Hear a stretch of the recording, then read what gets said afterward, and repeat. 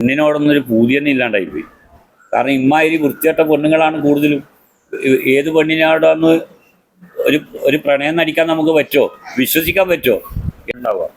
അതിലൊക്കെ ഞാൻ എല്ലാ ആൾക്കാരോടും പറയാറുള്ളത്, ഞാനിങ്ങനെ നോക്കിയിട്ട് പറയും, ശരിയാവും കേട്ടോ, അൽഹംദുലില്ലാ, ഇനി ഇത് മാറും, ഞാനാ പറയുന്നത്. ഇങ്ങനെയാ പറയാൻ. അതെങ്ങനെ മാറുന്നതെന്നറിയോ? മരുന്ന് കഴിച്ചിട്ടല്ല കേട്ടോ. അള്ളാഹ് എനിക്ക് തന്നൊരു അനുഗ്രഹം ഉണ്ട് എൻ്റെ കയ്യിൽ. അള്ളാഹ് എനിക്ക് തന്നൊരു അനുഗ്രഹം ഉണ്ടെന്ന്. അതുകൊണ്ട് മാത്രമാണ് അത് ശരിയാവുന്നത്. ഇപ്പം ആ കുട്ടീനോട് ഞാൻ പറഞ്ഞോ, മോളെ നീ നടക്കും, ഞാൻ ആ ശരിയാവും. വളരെ വൈകാണ്ട് ആ കുട്ടി മര്യാദയ്ക്ക് നടന്നിട്ട് വരുന്നതും ഞാൻ നിങ്ങൾക്ക് കാണിച്ചു തരും. അപ്പം അങ്ങനെ നമ്മൾ ഓരോരുത്തരും, നിങ്ങൾക്കൊക്കെ ഈ പറഞ്ഞ സാധനം നിങ്ങളുടെ കയ്യിലൊക്കെ പഠിച്ചോ തന്നിട്ടുണ്ട്. പക്ഷെ നിങ്ങളായാൽ മതി. അതുകൊണ്ട് സൂക്ഷിക്കൂ. ചികിത്സ വേണോ വേണ്ടേന്നൊക്കെ നിങ്ങൾ തന്നെ ആലോചിക്കൂ. വേണമെങ്കിൽ കാണിക്കൂ, അതല്ലാത്തവർ തിരിച്ചു പോയിക്കോളൂ. ഞാൻ നിങ്ങളൊരു രോഗിയായിട്ട് കാണുന്നില്ല. എനിക്ക് നിങ്ങളെ ചികിത്സിക്കാൻ യാതൊരു താല്പര്യവുമില്ല. ഇനിയിപ്പോൾ ഇതൊക്കെ കേട്ടു, നിങ്ങളെല്ലാം റെഡിയായി.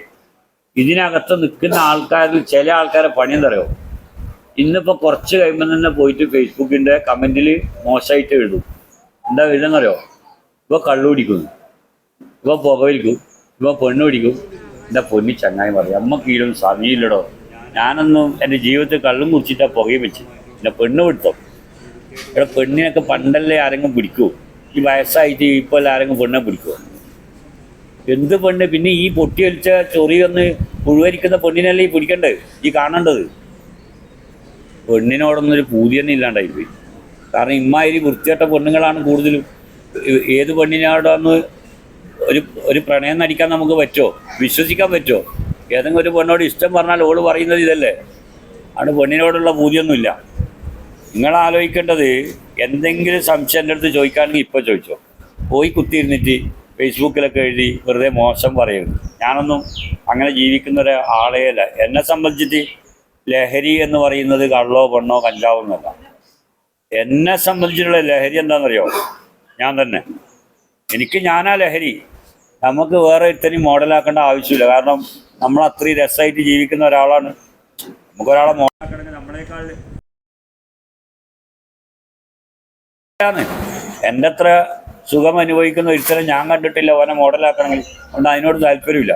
എന്തായാലും നിങ്ങൾ സൂക്ഷിക്കൂ. ചികിത്സ വേണോ എന്നൊക്കെ നിങ്ങൾ തന്നെ ആലോചിച്ചോളൂ. എനിക്ക് ഒരാളെ പോലും ചികിത്സിക്കാൻ ഒരാഗ്രഹമില്ല. വേണമെങ്കിൽ നിങ്ങൾ പറയുകയാണെങ്കിൽ, നിങ്ങൾക്ക് നല്ല പൊരുത്തം ഉണ്ടെങ്കിൽ, നല്ല ഇഷ്ടമുണ്ടെങ്കിൽ ചെയ്യാം. അത്രേ ഉള്ളൂ. വിളിച്ചോ. അപ്പോൾ ഞാൻ ഇപ്പോൾ നിങ്ങളെ പരിചയപ്പെടുത്തുന്ന ഒരു വൈദ്യരുണ്ടല്ലോ, ഫേസ്ബുക്കിലൂടെ ഇങ്ങനെ പ്രചരിക്കുന്നു. അപ്പോൾ ആ ഒരു വൈദ്യരെ ഞാൻ നിങ്ങൾക്ക് പരിചയപ്പെടുത്തുന്നത്. അവരെ വീട്ടിൻ്റെ മുന്നിലാണ് നിൽക്കുന്നത്.